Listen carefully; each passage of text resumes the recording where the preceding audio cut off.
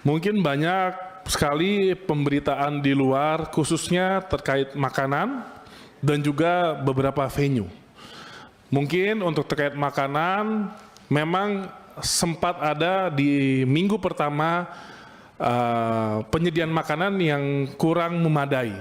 Tapi itu langsung dievaluasi dan ditanggap cepat baik itu dari penyelenggaraan Aceh maupun Sumut. Karena makanan itu merupakan tanggung jawab daerah melalui APBD.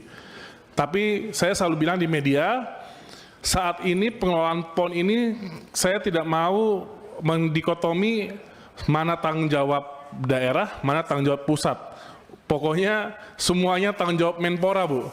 Kita pasang badan aja. Luar biasa. Nah ini kita selalu cepat tanggap dan memang harus saya jelaskan juga contoh yang terfaktual adanya viralnya snack itu dikasih roti dan susu diganti santan. Itu bisa kami pastikan itu adalah hoaks dan bercandaan oknum.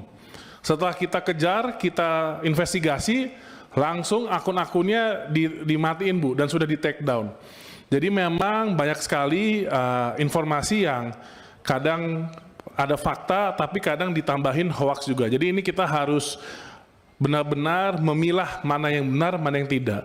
Terkait dengan venue, memang betul, contoh, venue volley itu belum 100% jadi, tapi sudah bisa digunakan untuk pertandingan.